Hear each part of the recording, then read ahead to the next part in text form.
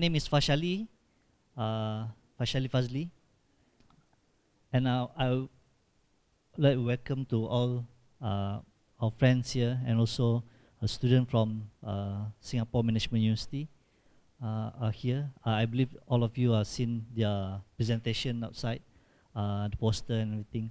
And to give you maybe some context, or maybe I will, Shufan will introduce more about it. Yeah, give introduction. Thank you.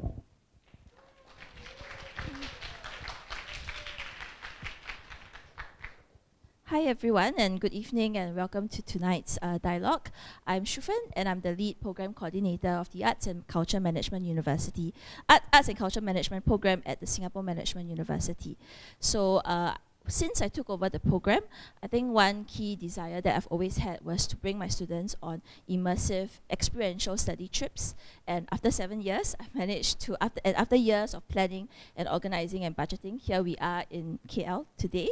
So together with 20 students, we're here on a 12-day industry study trip. And thanks to our industry partners, Center 42, and also Five Arts Centre, this trip would not have been possible without them. To give you some context, yes. To give you some context, the students were also, we started the course in Singapore, and to help them to start to broaden their horizons outside of Singapore, but to also think alongside this topic of arts archives, they were assigned a project to do. So they worked in groups of 3 to develop a project where they were asked to develop a full archival entry on a case study that for them represented meaningful collaboration between the Singapore and Malaysia theatre art worlds. Out of 7 project teams, 4 produced impressive archival entries. So you can hear more about their presentations and their projects outside through their posters. So you can spend some time after tonight's dialogue to get to see them if you have not managed to see them, and also to speak to the students as well. So these were the 4 projects.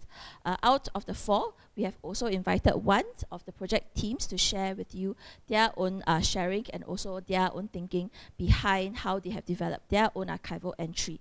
And we hope that through their sharing, their sharing will also help to prompt you to think about tonight's topics, to think about some of the key ideas, thematics, and also challenges concerning arts archives today in Southeast Asia, and also about the future of arts archives. And with that, I hand over the floor to my students, Chloe, Cherise, and Renan, and could we give them a warm round of applause?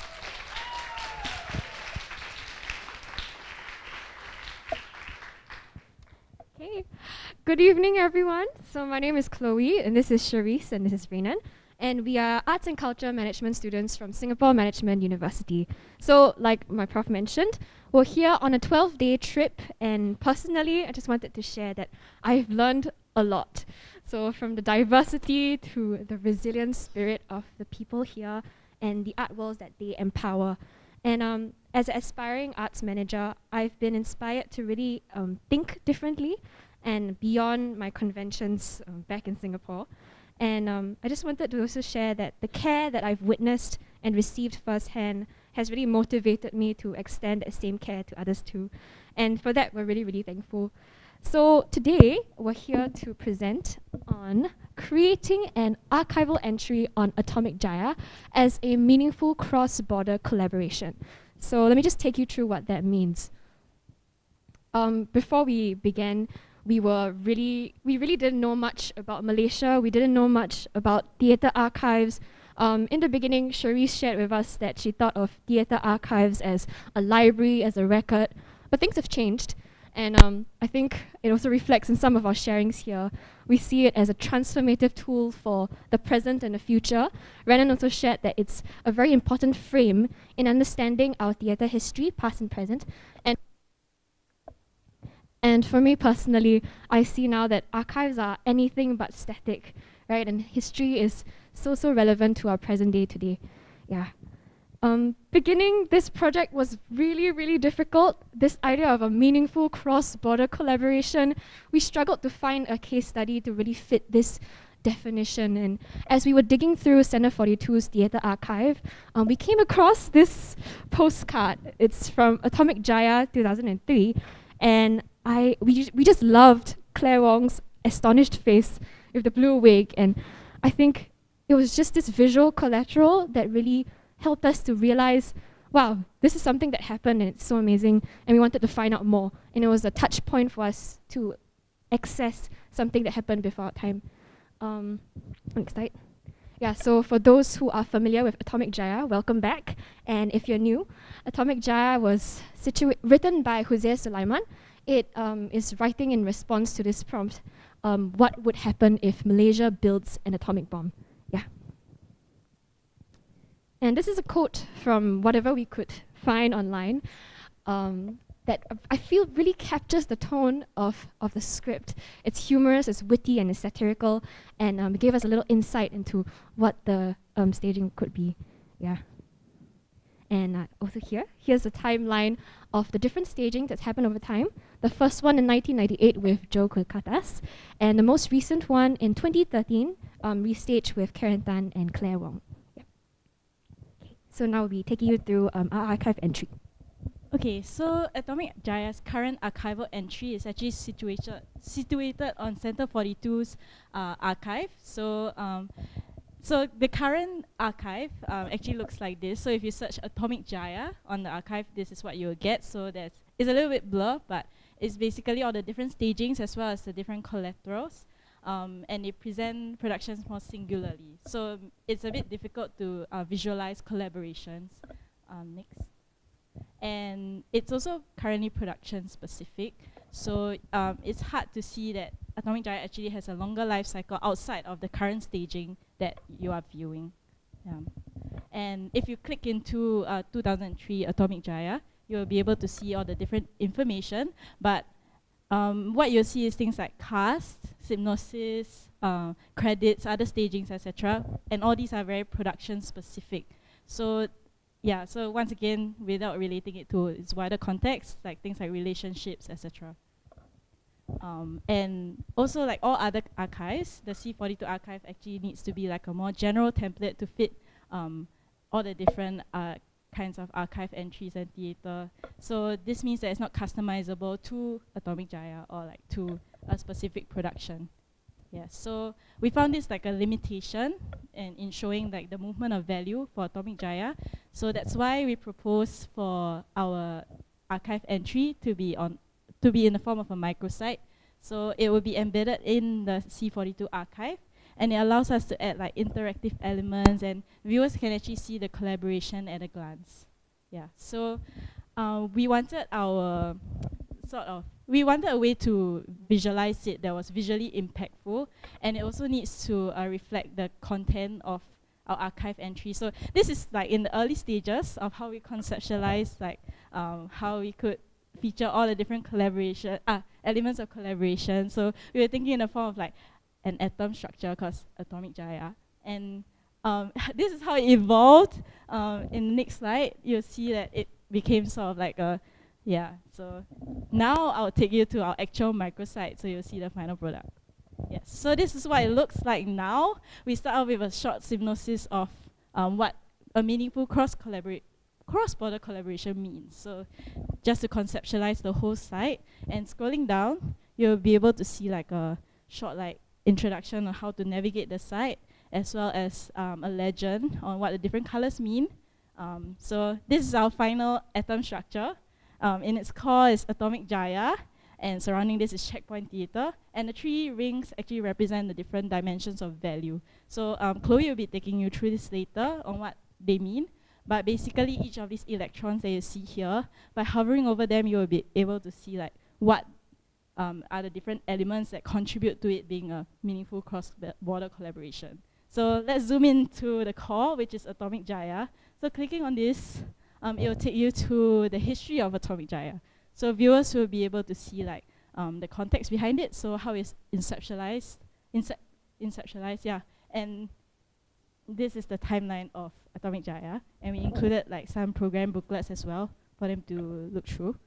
Going back to our main site, clicking on an element, so for example, cross-cultural predictability, will bring you to expand more on what that element means. So we actually also included like external resources to enhance viewers' understanding. So it will bring you to things like interviews or reviews, etc. So that will be useful. Yes, so this actually shows the whole value optimization of Atomic Jaya. Yes. So now Chloe will take you through why it's a meaningful cross-border collaboration. So where does the archive entry fall in this whole ecosystem of Atomic Jaya?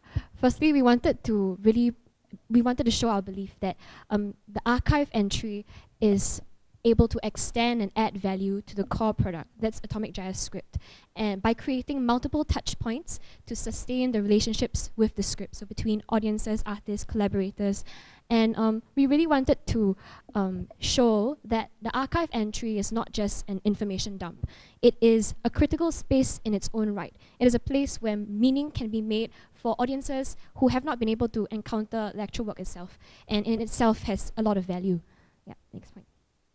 And so as we come back again to our assignment topic of what a meaningful cross-border collaboration is, we felt that Atomic Jaya was meaningful because of its cultural relations. So what are cultural relations? Cultural relations refer to the reciprocal transnational interactions between two or more cultures.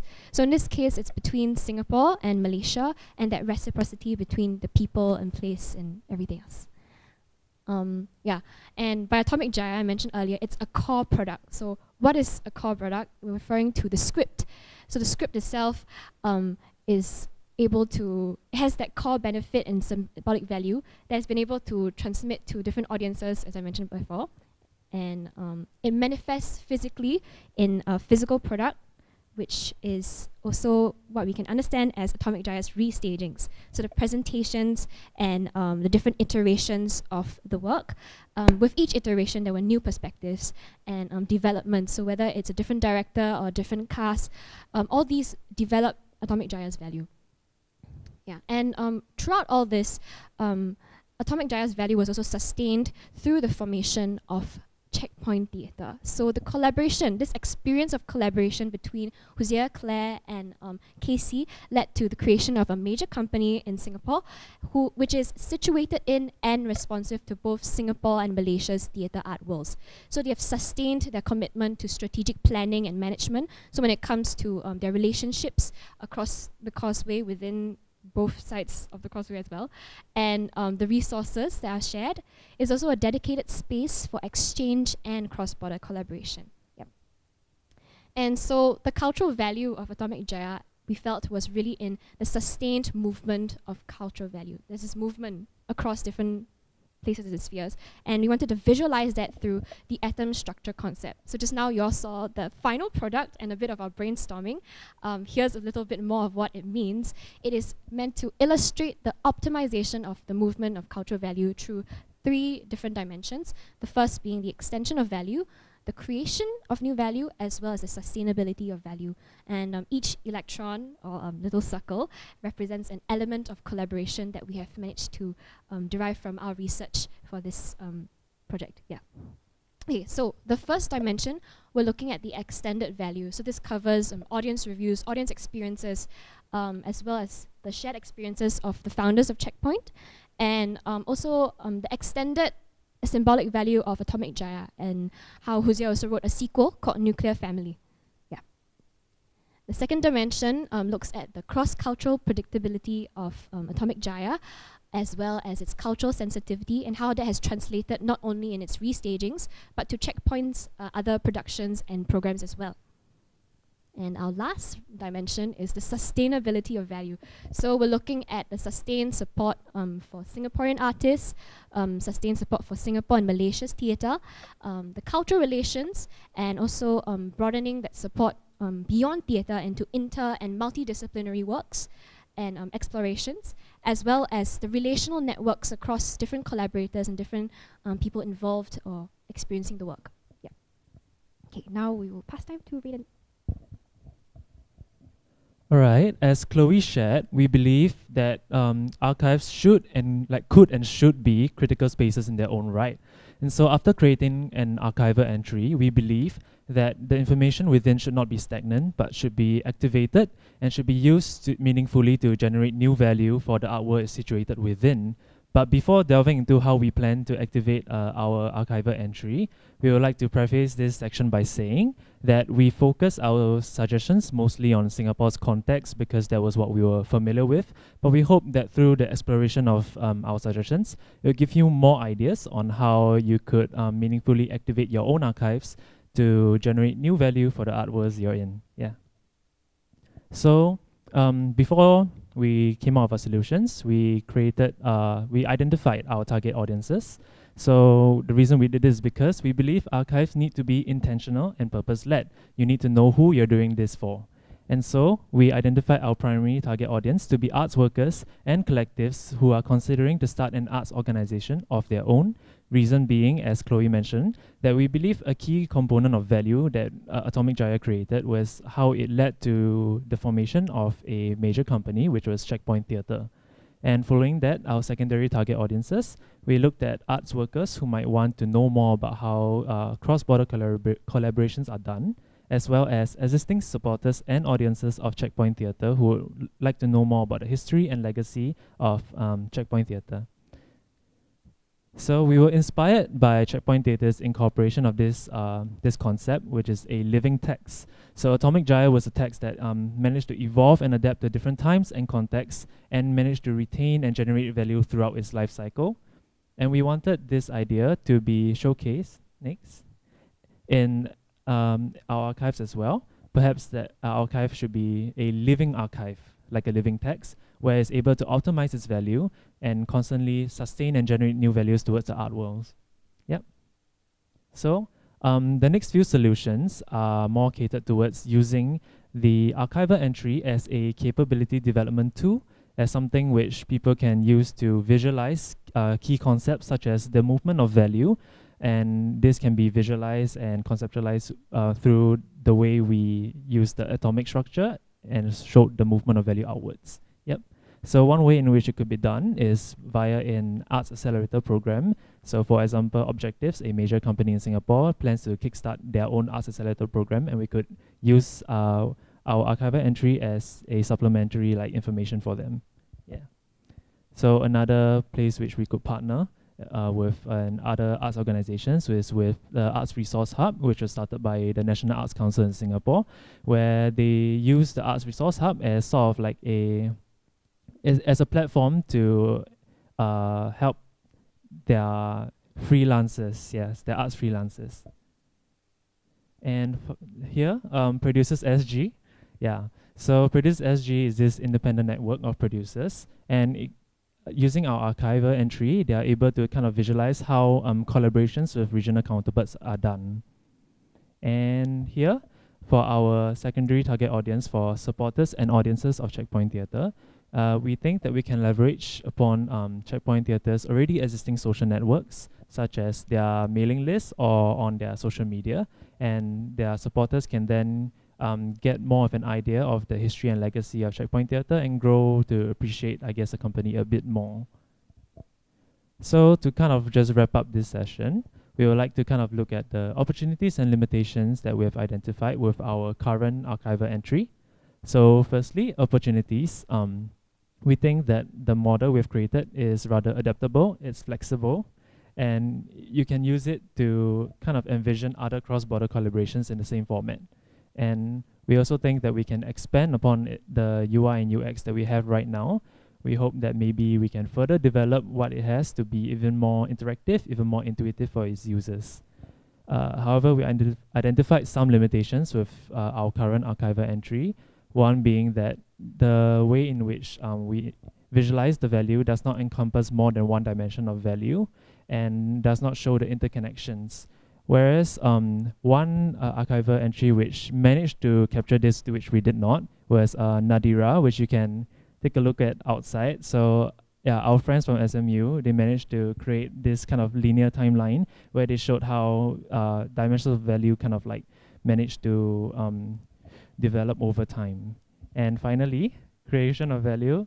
The ones that we identified were more towards the internal art world, but it does not take into account things beyond the art world that we identified. All right, here are our references. Thank you so much for listening.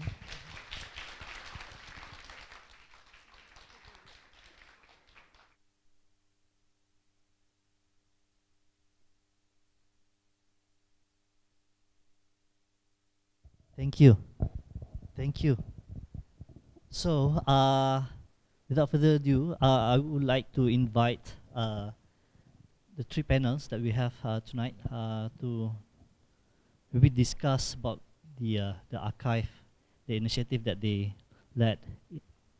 So I would like to invite Kathy Roland, Janet Pillay, and also Yan Ling. Come on stage. Yes.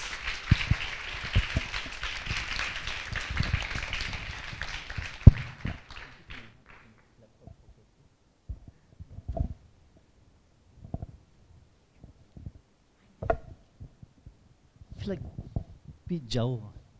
Yeah. Do you want to come here? Yeah? I don't know. What do you guys think? It's like, as a director, I feel like not seimbang, not balanced. So I'll stay here.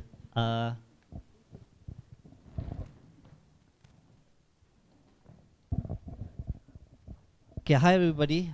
So thank you for coming and staying here. Maybe all of you got some context why are we discussing about the Arts Archive today. And of course, some students presenting their ideas about how can archive be useful for maybe for people out there, for artists, for maybe researcher, and try to understand our past. And thank you, I think it's a great presentation. And maybe to continue, I would like to ask maybe each of you can explain your archive project, maybe from Kathy and Ling and also Janet, and why did you do that initiative and how it started. Yeah.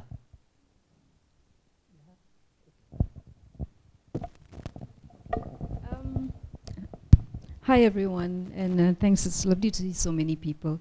I'm actually going to maybe just plug in my computer so you can see the. We've got a beta site because we're arts. So I'm the website that I want to talk to you all about is called My Art Memory Project. It's an old website. It's an archive that's been up since 20. Actually, I think it went live in 2014. But we're in the third iteration of it now, and we had hoped to show you the new website, but our developer got COVID last week, and so we're delayed. But I'll show you very quickly. That's the old site. Some of you may be familiar with it. It's really very old and not working. The plugins are not working. That's the old one. But here we've got the new one. And I'll very quickly just take you to the home page, and then I'll kind of tell you, I'll answer some of the questions that Fast has posed to me. The short answer to why we set this, the short answer to how this happened was, so I had boxes and boxes of old catalogs and program books, which I had collected when I was doing research for my master's. And they were sitting, and I had moved country, I'd moved homes, many places, and I carried these boxes with me. And I kind of wanted to do something with it, and it really is these three principles of to share, to order, and to keep safe. And it's very personal, but actually when you think about why archives are created, the principles are the same. It's to keep safe, it's to share, and to order, right? And so, it was those kind of three things that started it. I started as a WordPress. I got my cousin, I kind of twisted his arm and said, please help me, and he built a WordPress for me, and it was really very basic. But we started scanning and putting up the program books, and that's the limit of it. When you try to do something on your own, you can have a good idea, but it stays at that level. What it needs then is institutional support. And so really what happened, what took it to the next level was when Five Arts then came on board and said that they would help to take on the project. And the minute that happened, from something that was just helping to declutter and order, it became something that was then, had a much larger community significance. So Five Arts Centre then got involved. Ivy Josiah was our producer. We worked with, in fact, Pajali and several other independent researchers. And so the website really is a collection of, at the moment, dance and theatre productions that have been staged in Malaysia. It's the central spine of the work are program books. but it can also be, you know, posters, in some cases press clippings, wherever we have some recording of a work that's been staged, we scan it, we put it up, and the data that we collect is very specific. We collect a whole range of data for each production, which I will go into afterwards, you know, when we talk about. But yeah, that's why we set up. And I feel I want to leave it at that before I talk about the mission, if that's okay. Maybe I'll pass on to, yeah. Maybe firstly, could you just, okay, thanks Kathy. Hi, I'm Yan Ling from Center 42, and I've had the privilege of allowing the students to share with you a bit more about what Center 42 Archive look like and a lot of its limitations as well. So I can do a little bit less introduction. So we're based in Singapore.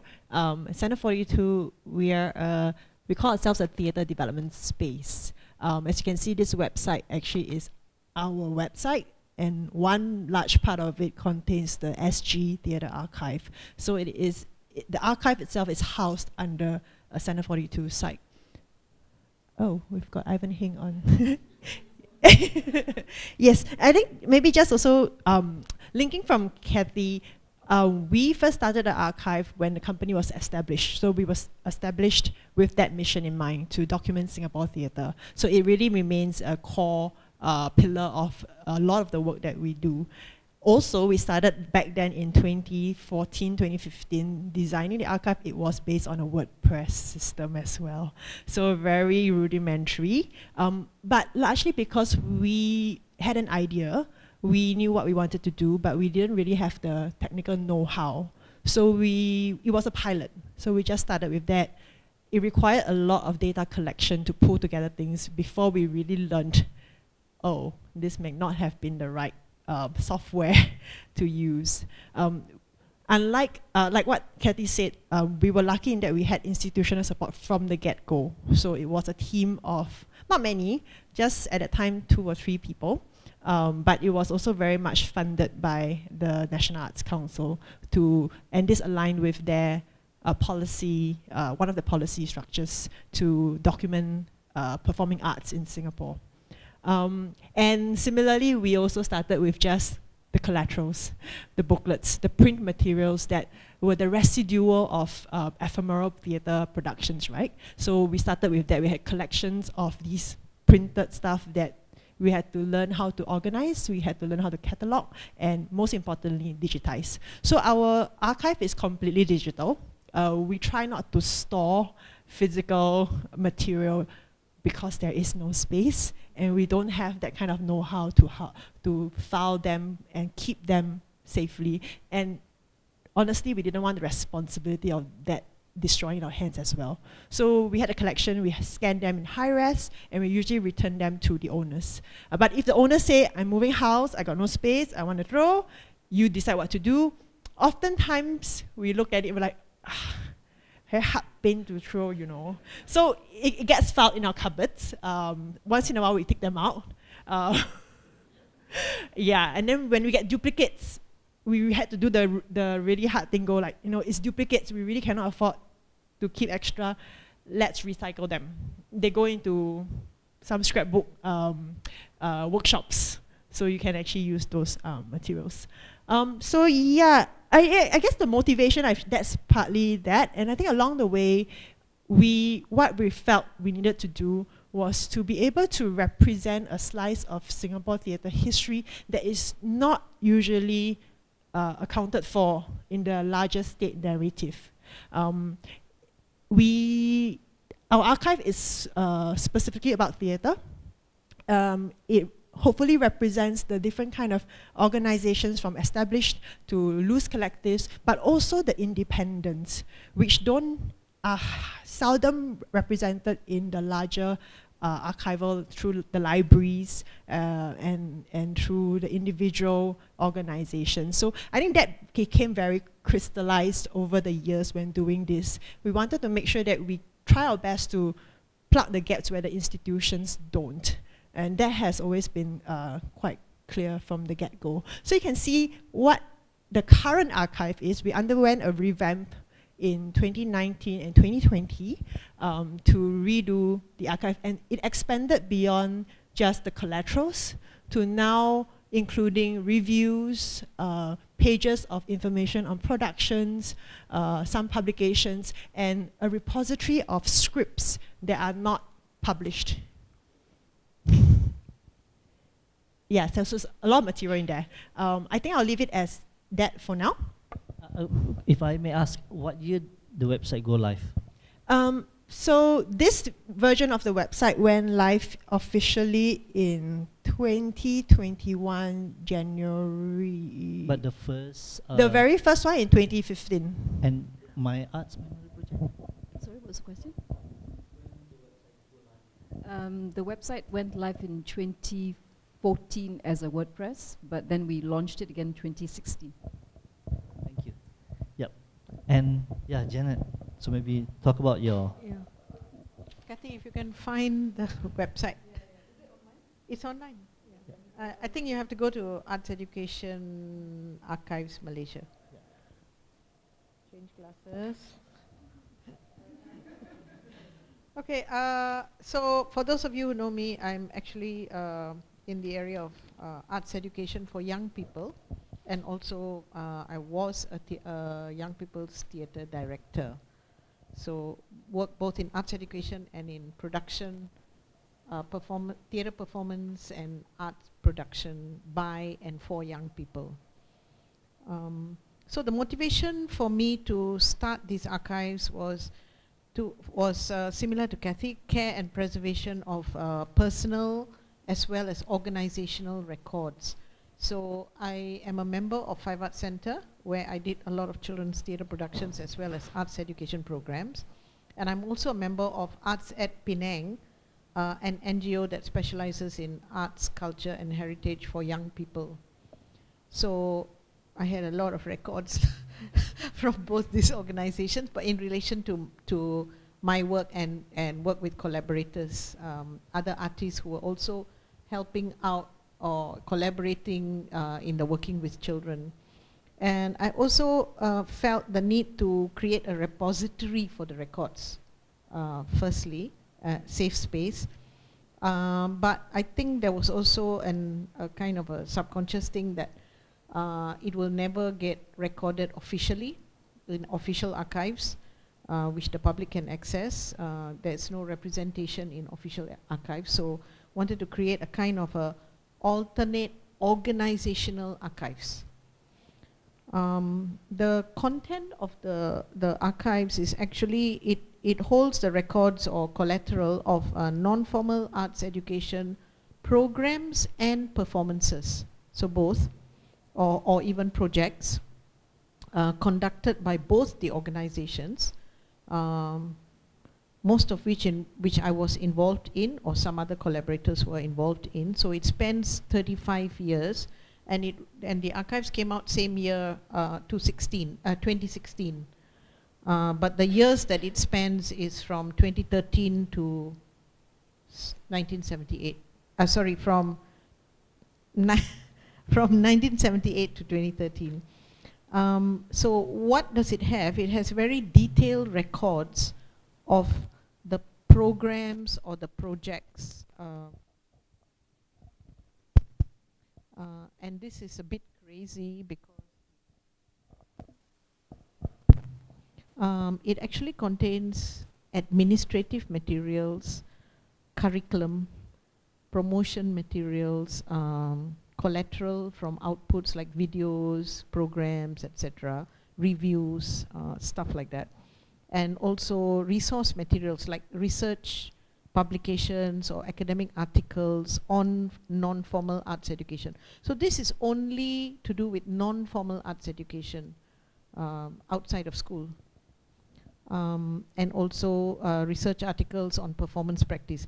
But it also, after I started collecting and arranging the materials, I realized that we needed a kind of a meta timeline to give it a larger context. So I collaborated with Mark Tay to kind of create a meta timeline to frame the young people's theatre productions and also the teaching of non-formal arts education within the larger context of the historical backdrop of Malaysia, both political as well as theatre backdrop.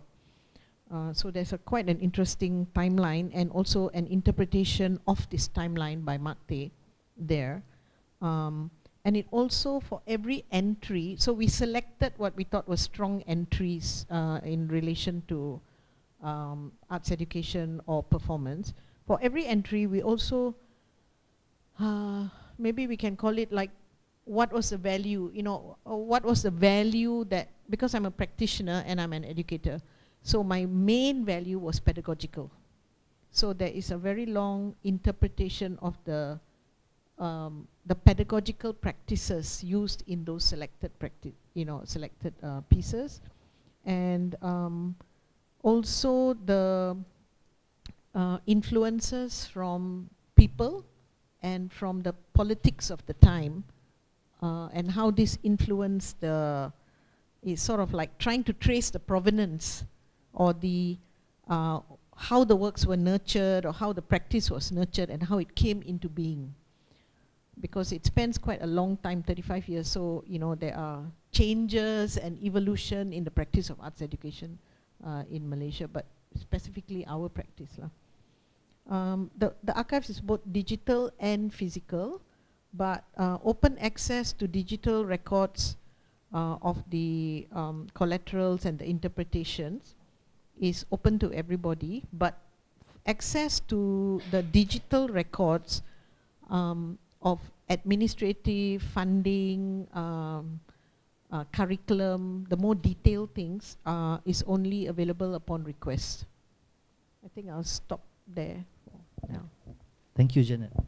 So maybe you can see from the website, I really want to know, because you collect all this data, this archive, and present it the way it was presented in your website. So how then you choose what kind of narrative do you want to push to the audience, to the user in your archive, So I don't know, maybe from this data, it shows that what? I'm not sure. Or maybe you find something that, the story that you really want to tell to the user or audience.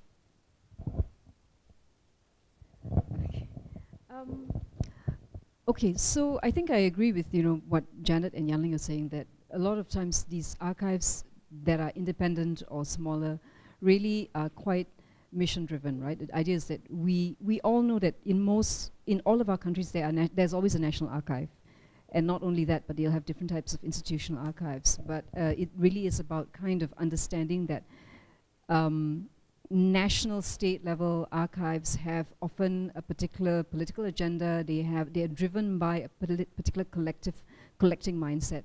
So definitely with ours it was the same. It was really kind of understanding that there are things in our collection that will just not be of value, either because they're too small and they're too unimportant, or they're seen as too small or unimportant, or they might kind of challenge maybe the national narrative.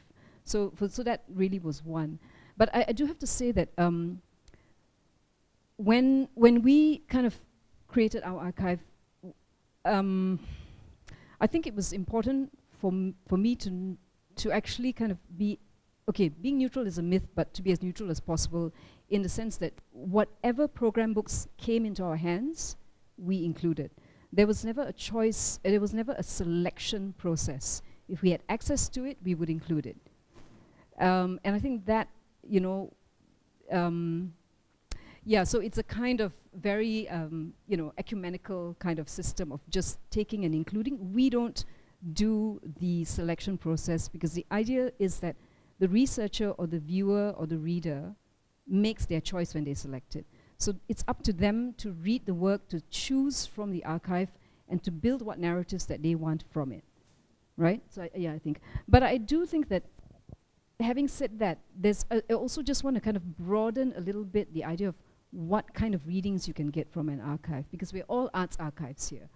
But I always think when you look at our archives, you can tell a story about the economy, you can tell a story about class, you can tell a story about language, education, geopolitical kind of movements. So a very simple thing that we collect is we collect the ticket prices, where we have we have the ticket price of each show that's on. So you can actually trace, if you want, you can actually trace how from the 1950s, $3, you know, or free, you know, to today, if, you know, tickets nowadays are what, 50, 60, 70 ringgit, right? So that tells you one story. Another story that you can actually pull from it is something as simple as the spelling. The spelling that was used then was different. The way that the things were framed were different.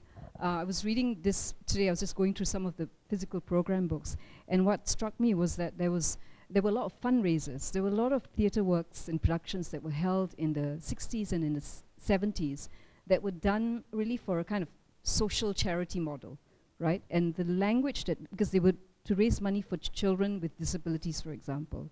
And even the terminology that's used when they talk about people with disability tells you one story about the country, you know. And yeah, and another two other things I wanted to pick up on is when you read the bios of the performers. So it's another entry point to understand how the arts has become professionalized. So in the early days, and it's also classed, right? So the early days, the performers were often lawyers, teachers, and this was something they did at night. This was not their day job. You come down to the early 2000s, and it tells you that, okay, the National Arts Academy, Aswara is here. There's more money for students to go overseas to study theatre, so they come back with professional qualifications. Even the cast list, you know, from just wardrobe mistress to costume designer, right?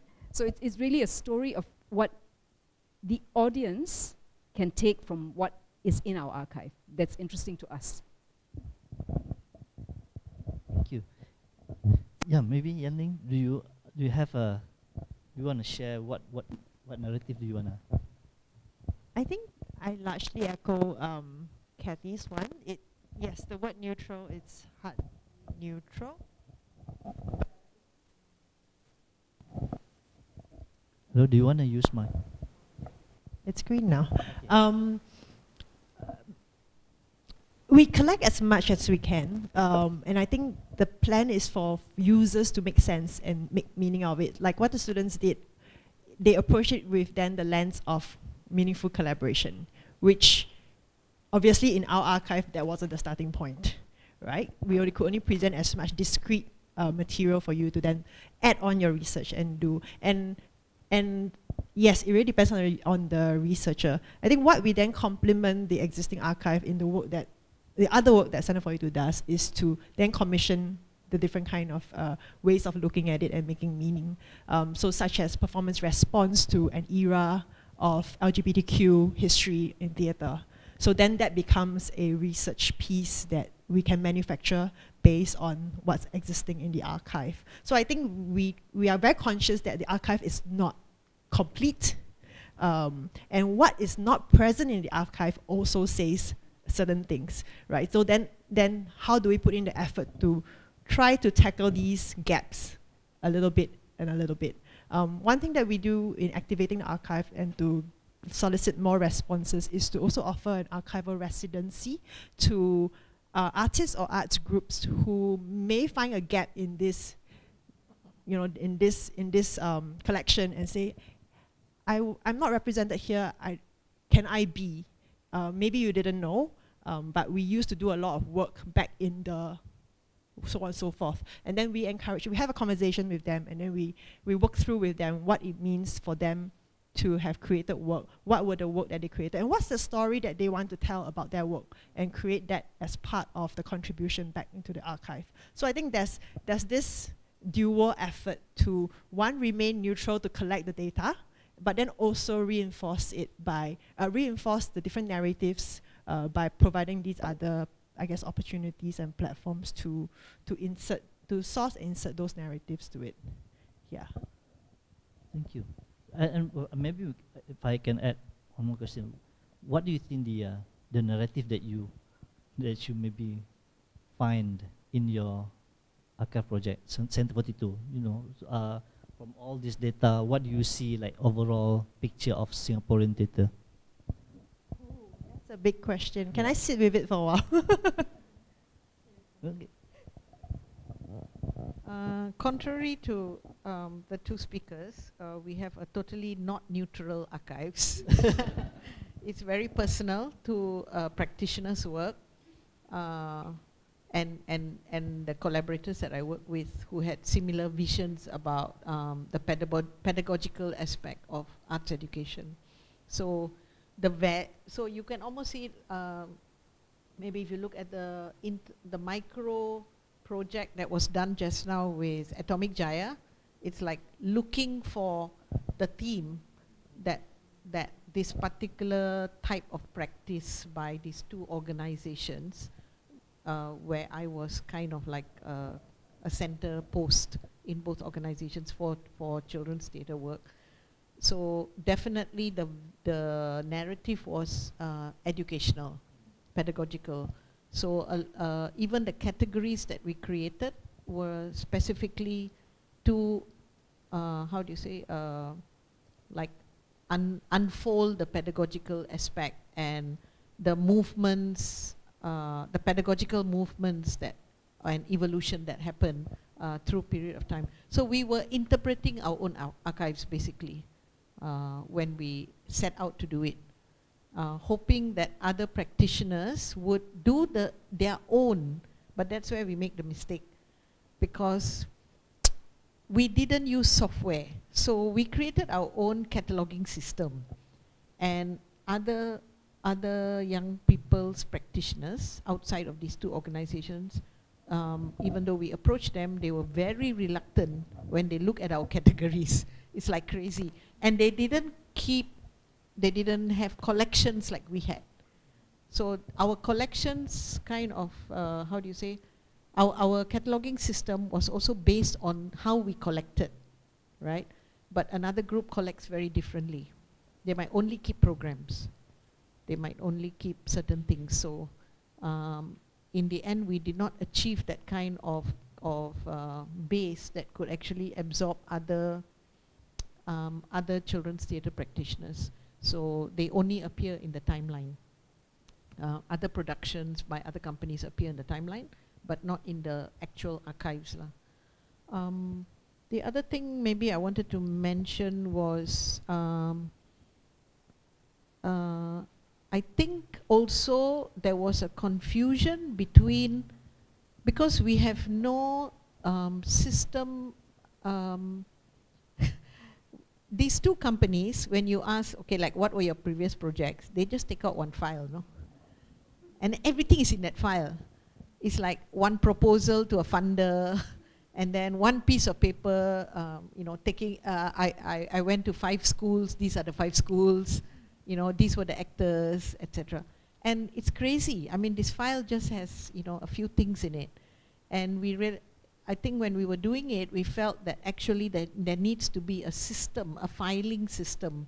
So there was a bit of gray area between creating a filing system for the two organizations, and because Five Arts Centre ceased after some time to do children's theatre, but ArtsEd, interestingly, the physical archive is, and the digital archives, the digital archives is controlled by Five Arts, but the physical archives is kept in Penang in ArtsEd. And interestingly, ArtsEd as an organization uses the cataloging system now for all their continuing works. So they catalog everything now according to the archival system. So that's another kind of user, I mean another kind of use for the archives. But when we looked at practitioners, we were also interested in practitioners as users. But this activating of the archives was something that was beyond us, and although we called practitioners and we had some forums, and we also wanted feedback from child actors who had now grown up, and we thought that they might be inspired by the archives to activate the archives, but it completely failed. So I'll say more about that when we come to management of the archives. Yep, yep. And maybe I want to add, so what happened to this broken artifact that you found that is not incomplete? Then do you have a different way to interpret it, or do you No, If I think for those that were very under collateral, that means like hardly any collateral, we didn't select. We kept it in the archives, physical archives, but we didn't put it on the digital archives. So the more complete sets were put in the digital archives, and also significant pieces were put in the digital archives. Yeah. Thank you. And do you want to add something? Okay. Do you okay, maybe this may add before we go to the second part of the session. Then what happened? Do you have like broken artifact? Sometimes we, this historian, right? They found a broken vase line, and then also tell a story. Can tell a story in the past. But do you have in your case maybe like broken artifact that you still want to present it, and how? I mean, for MAMP, you just put it there, right? Put a title and maybe years, but we still don't know the. But in case of maybe Singapore, or maybe Kathy, do you want to add? We try to put it as is, so however it is presented to us. Yeah, and then we add on the text or captions below to kind of explain what's missing or not. So for example, there are some scripts that come in that are very lovely. They have actors' notes or directors' remarks, and all. We try, and once we get permission to publish it, we will put it out. But then if there are missing pages, oftentimes we just indicate that there are missing pages here and here, or this script has only, the author of this script has only given us permission to display the first 10 pages. So it's just, we acknowledge as is, and we leave it as is. We have a lot of incomplete material in there. They are mostly persons' profiles, because it's we're tracing all these names of peoples in the program booklets, and we just have their names. We have no idea their bios and all, but yet we had to create entries in there so that it all links up in the back end and it all shows up. So we do placeholders, like we do not have information about this actor so and so, but if you have, and if this is you, write into us to complete. So that's the best we can do by putting default statements out to encourage people to fill it up. Yeah, very similar for us as well. So we, sometimes we actually, through just press clippings or through kind of interviews with people, we know that there was this particular production and it was held in this particular year. We have the title, we have the year, and that's it. We don't have any, physical image. We have nothing else. So but we've verified that that production took place, and so we just have it in the website. And the idea is hopefully, someone might, other scholars might come and find information and then help us to fill it up. But that's it. But what it does do is that it maps out that these people existed or these productions happened, but we just don't have the details. Then maybe second part, the second part of this session is maybe, yeah, it's up to you. You can sit here, to mind me here. Maybe the story, the good story or maybe bad story in working with this archive. Maybe some people coming to you, hey, I found this, blah, blah, hey, your website is very inspiring, maybe, I don't know. Maybe a researcher come and say, hey, this is, do you have good story, interesting story, bad story that you want to share? You want to start first, no? I mean, we have had a couple of researchers. Ivy will remember. I think we had some. Is Ivy here?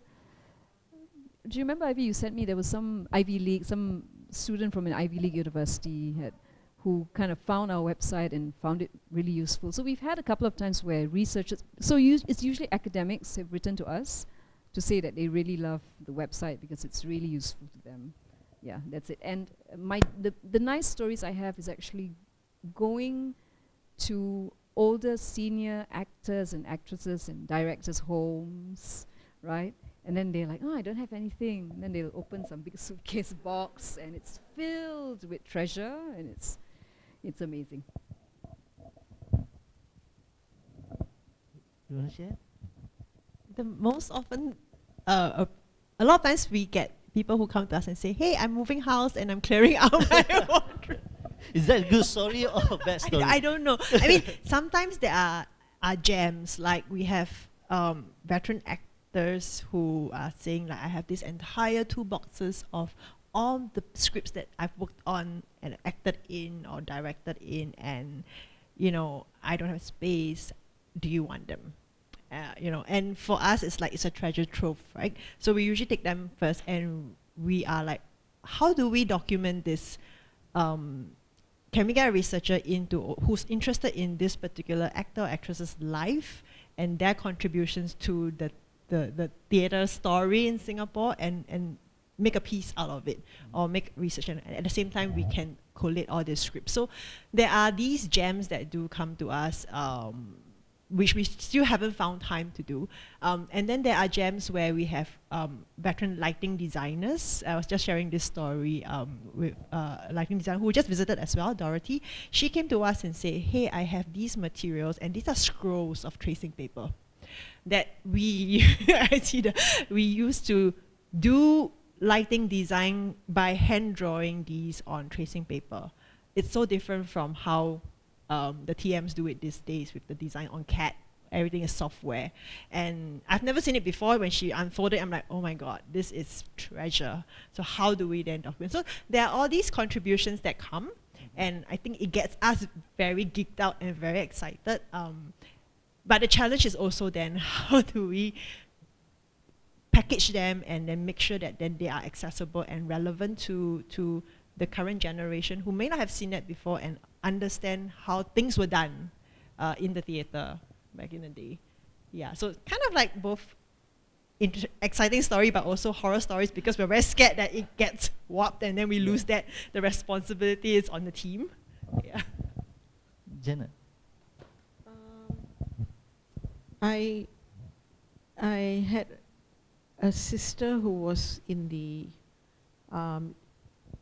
MU literary department.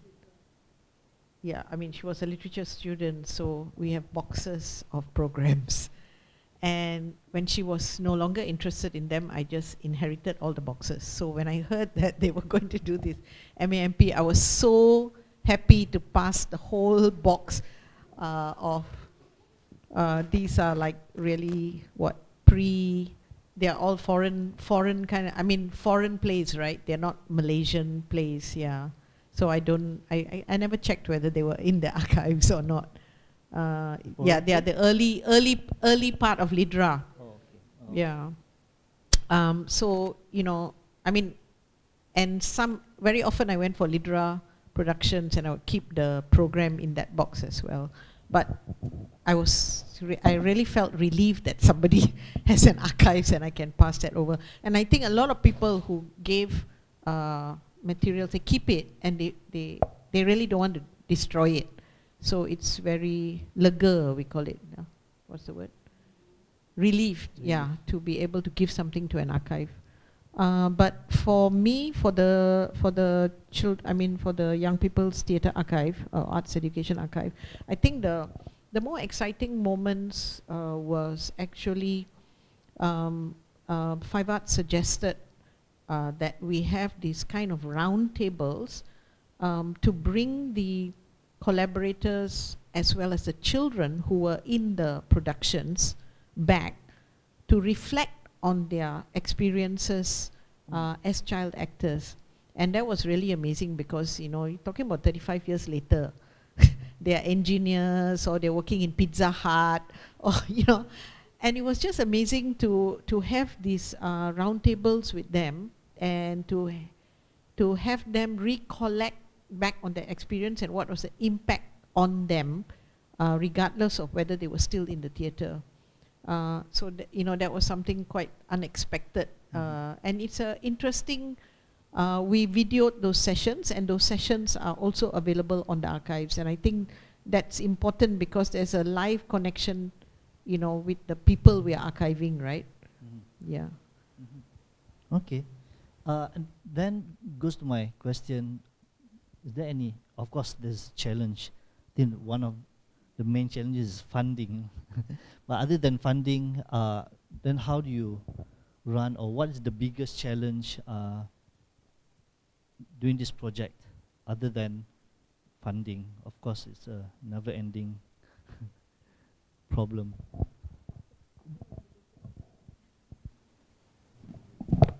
So we agree not to talk about funding, right? Because we know that's always a problem. I think when I was kind of trying to prepare for today's session, I was looking through some of the documents that we had put together, and one of the things that we were conscientious in doing from the get-go, which is now a 100-page user guide for internal usage, to know how to maintain and keep the archive going. Because it's always about the long run, right? You don't want to do an archive for 2 years and then all that setup effort goes to waste. But people change, things evolve, practices also change, like terminologies, like the technology. Then how do we keep a consistency to that kind of work? So I have a colleague here, Adeline, who really focuses, that's her work, that's like 80% of her work on archives and data management. So we have a running 100-page user guide manual for what does it mean to do the archive of Standard 42. From the moment you get a piece of material, how do you sort it, categorize it, but then the technical of uploading to a system. The system that we use, we've evolved from WordPress. This system that our tech developers recommended to us is called Drupal. And even that changes every few years. I've just gotten a text 2 weeks ago from the development team saying, oh, Drupal system has now upgraded, so we will need to talk with you to spend this X number of man hours to upgrade the system, and of course that means cost.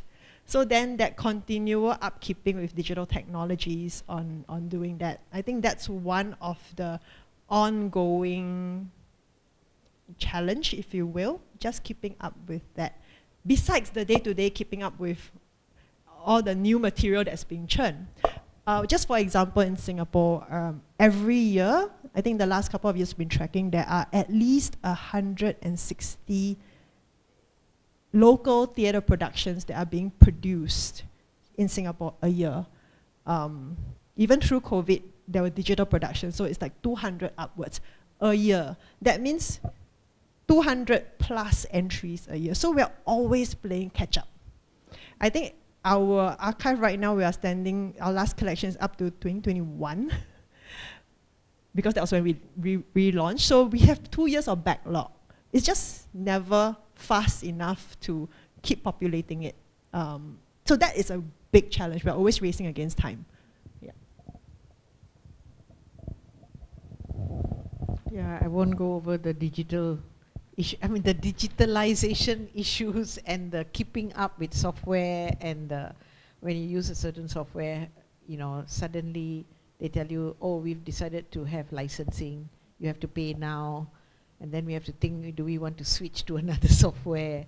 I mean, there's just endless problems where software is concerned. But I have other kinds of challenges with archiving. First thing is, I think actually we don't really understand archives. We don't have access to professional archiving. So we start on our own, right? And then we run into problems. So I feel that there is now a real need to discern the roles between acquisition, creation of an archive, maintenance, and the use or activation of an archive. And you really need different expertise for this. And one little organization cannot do it all without professional help. And I also question whether we need a big, I mean, we talk about alternate archives, but actually we are now producing like national archives for the arts, you know. And actually we cannot handle it. So whether, you know, it should be a decentralized system, I'm starting to think about that. Also the cataloging system is very questionable.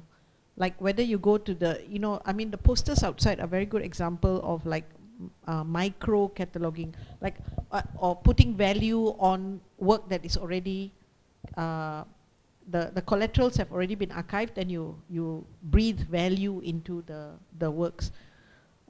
So how does that, you know, go with the standard collateral type of archiving where you leave it open to interpretation. And of course, the worst thing is the management and sustainability of archives. Like, how do we actually do this kind of long-term management and sustainability and activation of the archives lah. I think maybe one, I mean the other major challenge that I have is the use and users of the archives. And I feel that maybe one of the, I mean, my solution to it would have been, we should have looked at partners from the very beginning. Because we don't look at serious partnerships with institutions, with communities of practitioners, or with, you know, whoever else, universities or whatever, or even arts organizations. So I feel that the way I mean, the how to say, the investment in the archives comes as an afterthought, like who is going to use it, rather than building the stakeholder relationships first with the people that can possibly be, you know, can possibly continue to contribute and continue to get their students or their practitioners to use the archives. So sort of doing a mapping prior to starting, who are possible partners, institutions, etc., and how we can create synergy with potential users of the archives. Maybe should be done prior to rather than after. So yeah, I think our user focus is a bit unclear lah.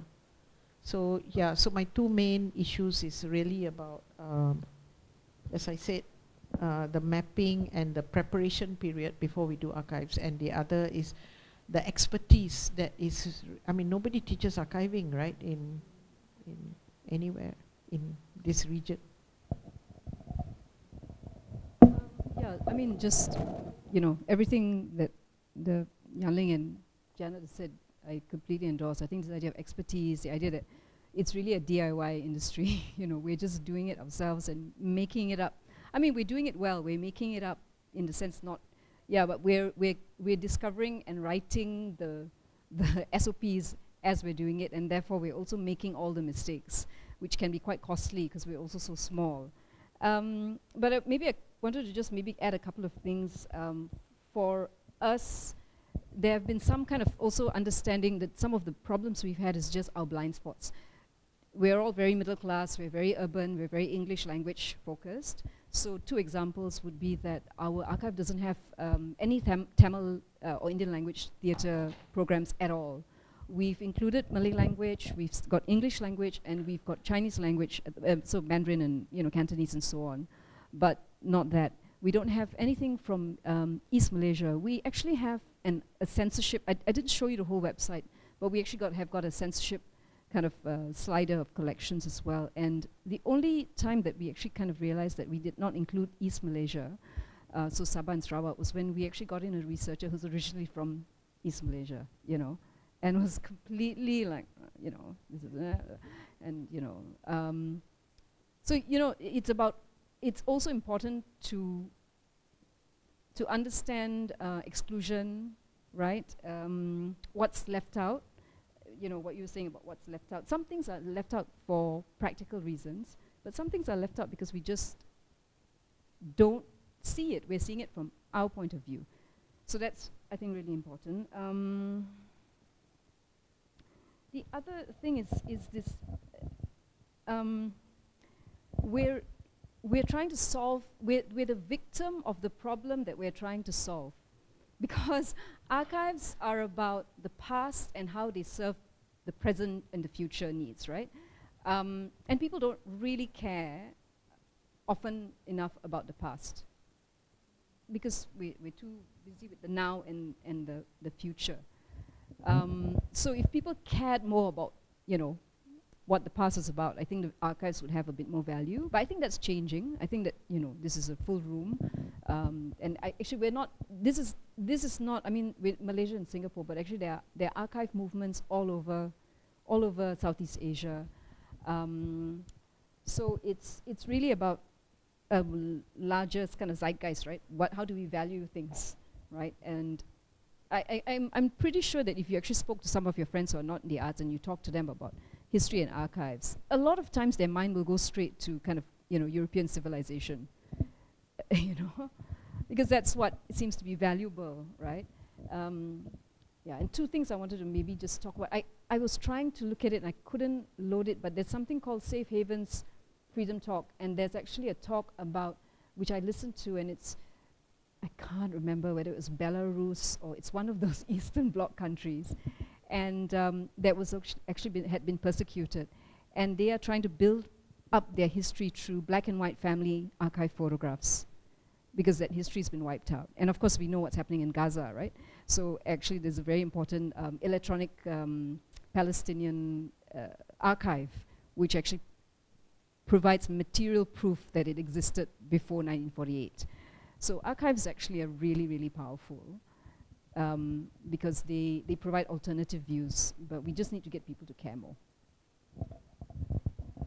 I just want to add something, because when I talked about the need for establishing partnerships with organizations before we start the archives, like sussing out potential users, I feel that we don't have that atomic, like looking at, other cultural fields or sociological fields and partners that we can partner with. We are always thinking only of the arts groups. So that's why the archives doesn't seem to, it's like it's stuck within. I'm sure there's a physics word for it when you're stuck in one circle, only. Yep. Ivy, do we still have time? Yeah. Okay. Maybe we open a question to the floor. If you have any question, or yes, maybe state your name and. Thank you. I'm Sufei. Yeah, I'm hearing that, and this resonates with me, that an archiving process often comes as a form of resistance, or maybe as a response to not being seen by a dominant archiving process that exists already. And then I'm hearing at the end that there are blind spots, because as you make this archive as a counter-narrative, and you start to tell a story, that you're missing part of that story. And I'm wondering something about what you're saying, Janet. Like, what if I'm quite inspired by how the students, how they're showing like the relationality of things, and if your archive was just about underlining or activating those relations, like what would it look like, as opposed to making a snapshot of something that happened in the past? I don't know. I'm not sure if I'm making sense. Do you want to respond to it? Yeah. Okay, so I think I come back to my original thing, that really we are about gathering primary data, and the stories that people tell is open to them to tell. But even in the act of collecting primary data, we're also, and I said we don't make choices, we take everything, but then neither did we go out of our way to include Tamil theatre, for example, right? Because I think your identity sometimes gives you an idea of what's complete. And so my identity and my class and my professional experience gave me an idea of what was complete. And I thought, well, I'm so alternative. Of course, I've already got everything. I mean, we thought, right? But we didn't, right? So it's just acknowledging that even when you're trying to be the alternative, you might also be leaving people out. But for us, we're very clear that it's really not about, and we have talked and we have asked, we would like to invite other people in a more structured way to come and engage with the archive and create stories or create readings of it like the students have done. But for us at this point, it's really about primary data.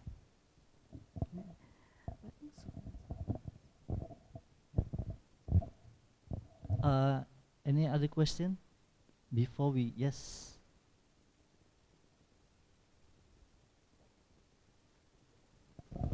I'm Dime. I have a question about fact checking, and also you talked about, I was wondering, filling the gaps for archives. Like, at what point, like, where do you decide to stop? Because Janet was mentioning the video interviews with the former child actors, and also Yanling was talking about how users could, if they want to submit, like, do you know this person? Send us more info. Like, sounds a bit like Wikipedia-ish.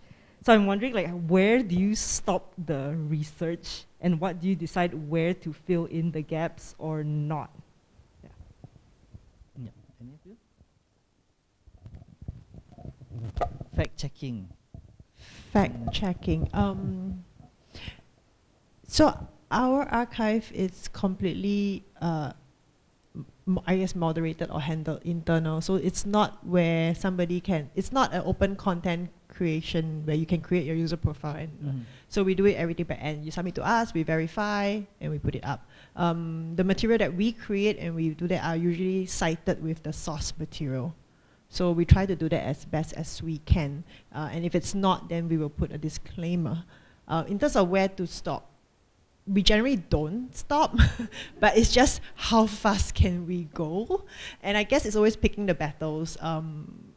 So like which gap do we identify and we need to create? I think that comes along with the regular work and looking at what the opportunities are. So for example, if maybe that's the 50th year of this particular play in existence next year, and we know that's on the horizon, we might want to then commission a response to that, and then using that as a way of relooking history and creating new materials, and at the same time gathering all the materials that we don't have existing on the archive. So we kind of look for this kind of programming opportunities, if you will, to then scaffold the work to fill in those gaps.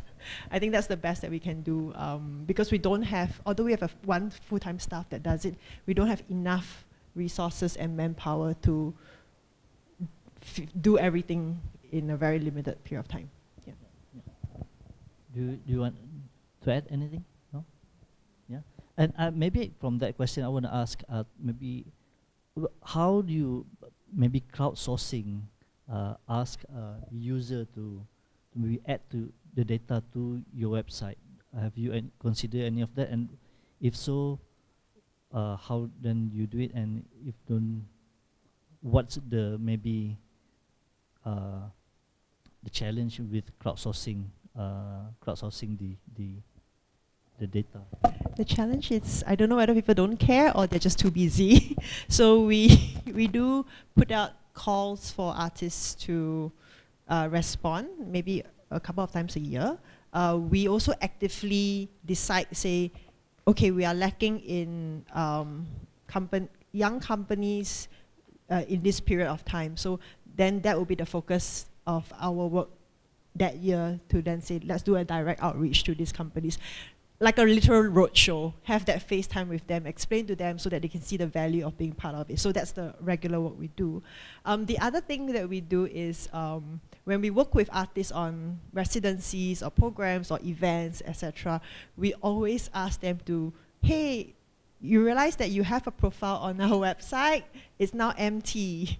Could you please submit your information updated to this link, and you will have that. So then they see, it's actually usable for them to give you that bio, and then when they click on that bio and they see, oh, actually back in 2000, I actually did this work. Oh my, that collateral is on the archive. I don't know, oh, you're not connected. But we do have artist profile page that actually shows you the track record. So for example, Ivan Heng, when you type Ivan Heng, he has his bio there, and then it also has his volume of work over the years back to, I think, the 80s. And it shows you that he was back then an actor, then he went on to director. So you can see his transformation over the years. So hopefully that, through that regular engagement with artists, where they can see one small little value of being part of this, then the word of mouth gets around. So I think that's how we integrate the usage a little bit more.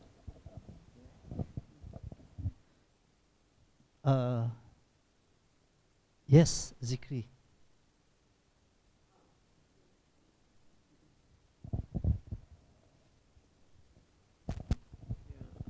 I spend a lot of time thinking about archives, and I've been, oh, sorry.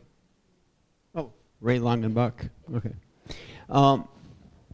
I spend a lot of time thinking about archives. I've created an archive of video and performance. It goes back for 40 years now. But as I was driving over here, I was asking myself the question, well, what is not an archive? And actually I couldn't find anything in my experience of life and objects and art that was not an archive. You know, a genome is an archive. You know, this stool is an archive of the processes that produce it. Every object is an archive of it, of those active processes that bring it into being. And that's the case with us, all of us, and our brains and everything. So then we have the different categories. So I was then saying, well, okay, then there are you know, silicon-based archives, and there are carbon-based archives. You know, we are carbon-based archives. And so then, you know, all those questions began to open up. The possibility that absolutely everything, the car I was driving was an archive of all the processes that produced it and all the different machines that went into it.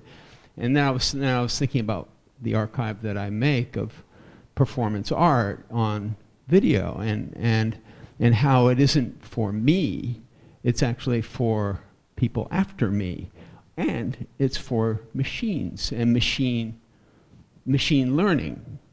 That for AI that will come after and will gather in all the archives together into its archive. And so it was just this, you know, it's an interesting question. So I just want to throw out the question, what is not an archive to us?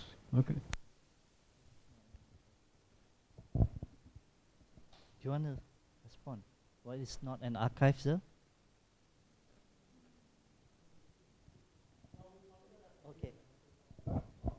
Hello, hi, I'm Zikri. So basically my question is, yeah, I really appreciate that you actually included the unpublished manuscript into the website because, of course, theatre, the stage manuscript and the published manuscript is totally different things altogether. But then again, how do you actually negotiate like different kinds of, because manuscript, once it's there on the stage and whatnot, it might be totally different things, right? So, is there anything that you can actually share with us more on, like, you know, the censorship, the challenges with such archive within your archive, right? So, and then another thing would be on, because we are talking about the arts, right? So, is there any experience on how can you actually like classify what is like a different forms of discipline, because we try to identify different forms of performance arts, we try like experimental arts and whatnot. So can you share with us more on how you actually identify or classify certain forms of arts performance? Yeah, thank you. Do you want to?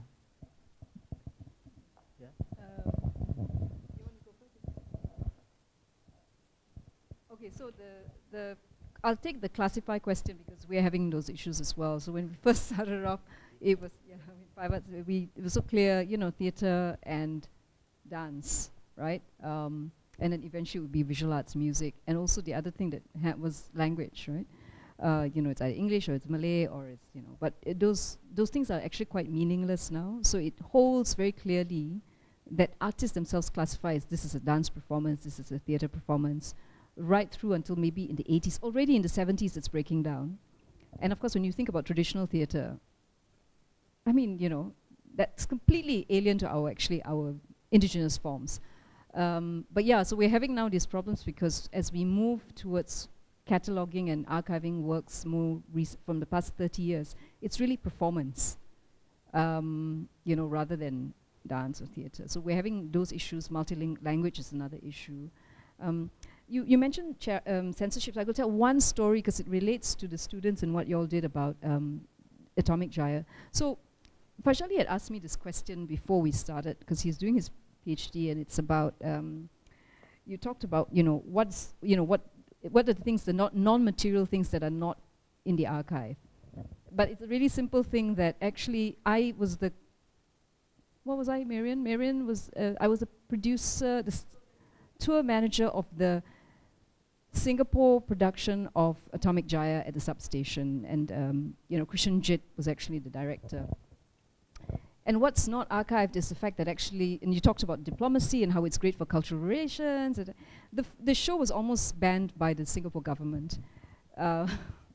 So it had been staged successfully. It was sold out in Malaysia, and you know, there was no problem at all. We were bumping in, and substation then got a call that PELU, which is the licensing department, had actually rejected the license process. And you know, those days you put it in and you usually just get it just before you open, but you've sold your tickets. So they wouldn't, because they were afraid that Singapore staging this play would offend Malaysia and would then cause a diplomatic row between Malaysia and Singapore. So you know, we had to like really kind of you know, I think they had to go, and I believe Christian actually had to speak to some person at PELU to kind of explain, no, it's not, it's a Malaysian play, it's been so on. But those things are not kind of recorded, right? And it should be, because if it's not written about in the press, then it's not recorded. Yeah. Maybe I add to that, because I actually do research on theatre historiography in Malaysia and how theatre history is written in Malaysia.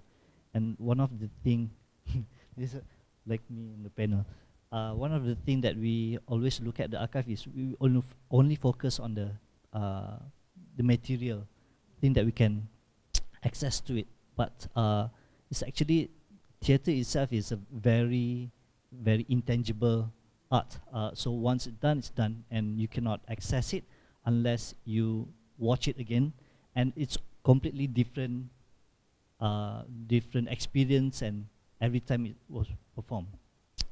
So to understand it, you know, we should look at the event as an archive, as an artifact actually, event, law, guideline, procedure, and or anything. I think in the meta timeline that Janet did is that one kind of putting that as an artifact, the event as an artifact, so that we can, you know, understand why theatre are being performed in that way.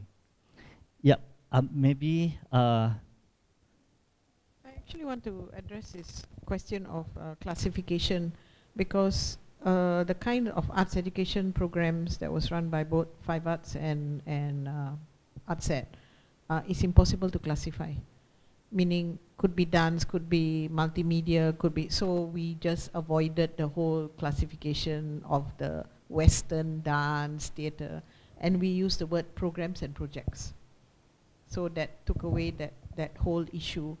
The other thing is this examination of other views towards the piece. I think is critical in archives. So when we sometimes it's important to talk to the practitioner if they are alive, you know, or people who had, because like for the kind of work that we did, because I was archiving our own work, right? But also I had collaborators, so I had to check all the time with them whether they shared the same view of, you know, the program or the project. And because we are working with children and it's educative, so then the process is very important as opposed to the product where the collateral is just outcomes. For us, the major collateral was actually this intangible process. So I think every archive is limited by the practitioner's approach or the collaborators' approach, and I think these intangibles are rarely documented in the archive. So, which leads me to the question about what Ray brought up. I really feel that talking about this kind of tangible archives is one thing, and interpretation, leaving it neutral and open to interpretation. But actually, the people who are performing, I mean, there's a lot of discussion about the body as archives, or objects as archives, costumes as archives, and what does it say? It's not just script. It is actually, when it's a dancer, there's no script. So I think we need to move away from this kind of very tangible and explore, although we don't know how we're going to do it. But I think we need to explore a more flexible idea of what is, I mean, like oral histories is a whole new area of archiving, right? Yeah, which you rarely find in an arts archive. You don't find those oral histories. So I really feel we need to. Exactly. Yeah. Yeah. Actually. Yeah.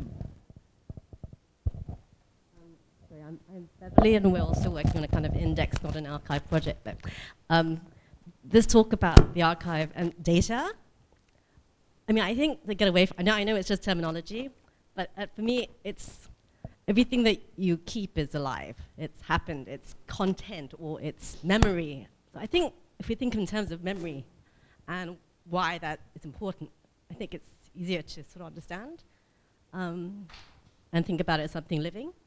Just as a response to Ray, really. Maybe Nabila, yeah? Hi. I'm wondering about whether there's a value in not putting something into the archive. I was thinking about how, like, with maybe the Singapore scene, like, you want to professionalize, you want to put people on the map, you want to document something, but some people maybe don't want to be put, to be made material in some ways, maybe for a certain strategic purpose, like almost like a refusal to be documented as a strategy. And I'm wondering whether, you'll have thoughts about that. We have had artists or folks write in to say, could you remove me from this? Because somehow our SEO very powerful. They Google their name and then it appears as one of the top entries. For whatever reason, we don't usually ask unless they offer, and we just respect it because it could be work related. Or they could be known under a different name now. So we usually respect the request, and we will go with their wishes. Yeah. Or we'll put a holding statement to then say no longer available, so that the connections don't break, but this person is not represented as how he or she wants to be currently.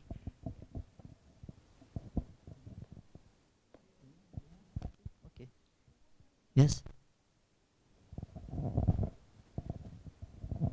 I think possibly this kind of exchange and discussion and ping-ponging is more interesting than the archive itself.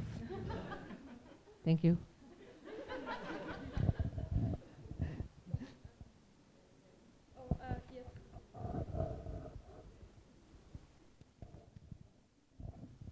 Hi, I'm just wondering, do archives actually like speak from one archive to another? For example, biography of an actor or something?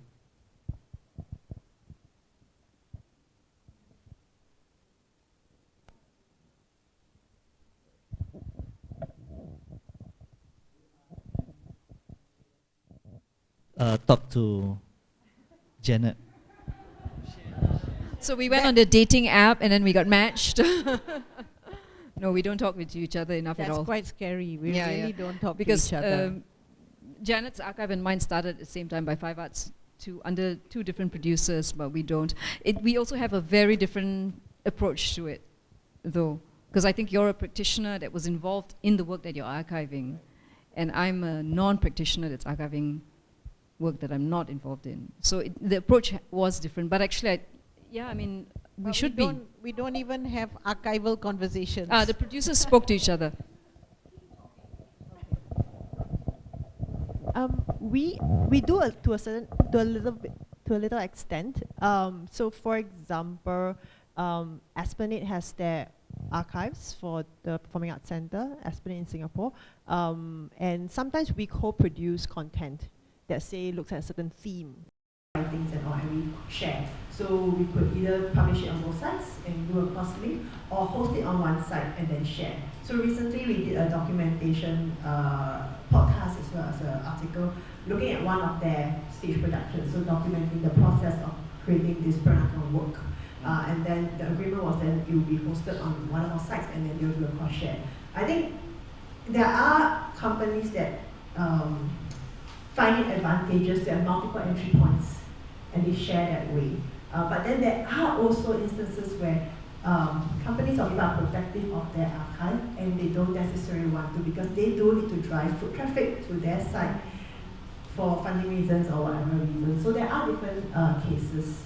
I can share a bit on, say, the Necessary Stage, which is a company in Singapore, a theatre company in Singapore that does really good management of their own work.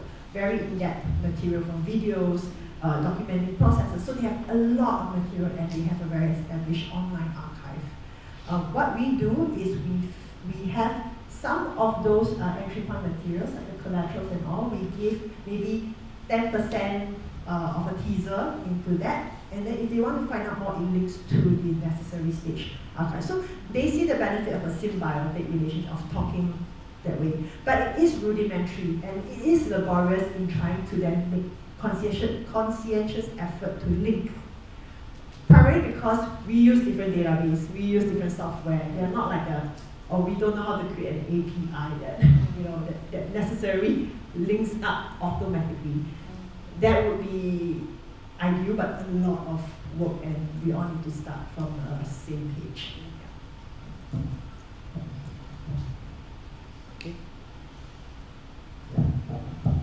Okay, maybe for the last round, I will invite maybe Shufan to give the response to our discussion, 1 hour discussion, and maybe,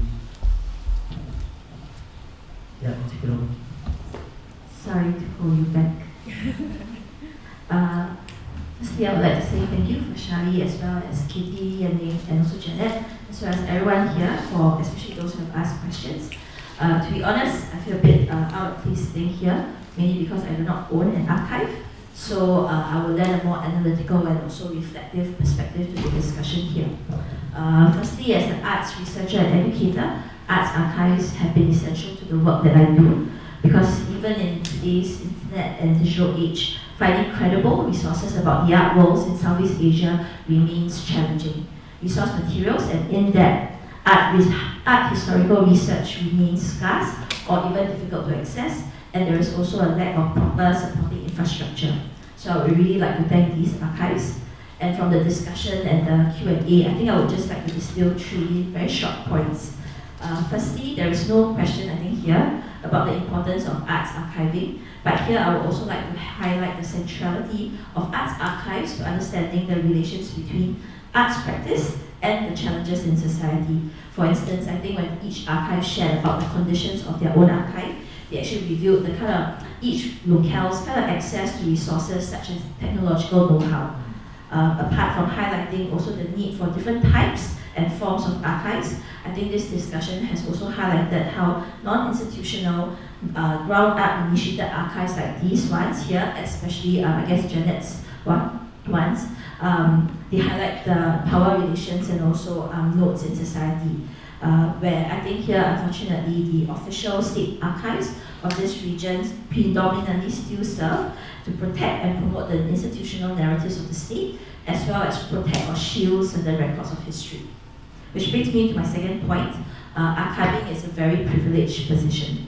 Here, if I recall Kathy's reason in wanting to start an archive, which is also to order, I think to be able to order an archive, this ordering is never a neutral decision-making process. So for me, I think this discussion has showed how I think the archivists or people that want to maybe start archives should maybe be conscious about questions such as what does the archive tell? What does it tell about also the institution and the owner? What does it reproduce? In particular, what power and social political dynamics does it reproduce? And importantly, as Kathy reminds us, what is missing from the archive? I think here, in thinking about archives and archiving as political acts, I'm reminded of the words of Pierre Nora, academic here, who wrote Between Memory and History in 1989, because for me, tonight's sharing highlights how the Arts Archive is actually a site of memory, one that resists history. So here to demonstrate that, I just quote it earlier, I will share a relevant quote from Pierre Nora's writings. So he says, memory is life born by living societies founded in its name. It remains in permanent evolution, open to the dialectic of remembering and forgetting, unconscious of its successive deformation, vulnerable to manipulation and appropriation, susceptible to being dormant and periodically revived. History, on the other hand, is the reconstruction, always problematic and incomplete, of what is no longer. Memory is a perpetually actual phenomenon, a bond tying us to the eternal present. History is a representation of the past. And my last point, that point is about the precarity of archives. I think this discussion, especially Janet's points on challenges, has highlighted the difficulties of how do we truly sustain archives, especially in terms of the technical and back-end expertise from maintaining to updating the content, to also activating the content, to also ensuring its longevity, consistency, and relevance. So here I recall Yanling's internal user guide. I think here also to borrow from my students' project, I think archives are not static, they should be activated so that they can be a transformative tool for the present and future. So those are their words. However, I think that's very easily said and very hard to be done. Recall Yanling's points about always wanting and needing to play catch up as well. And I think here, in terms of activating archives, I would also challenge us here to ask, actually, how can we think of archives as active mediums and also porous platforms as well, especially ones that enable us to catalyze new modes of engagement and expand affinities, especially relational ones, and here, recalling what Janet said, to also the affinities outside of the arts as well. And here also, how can the inherent kind of incompleteness of archives inspire others to continue on the work and also to start their own initiatives as well. Yes, I think that's all I have. Thank you.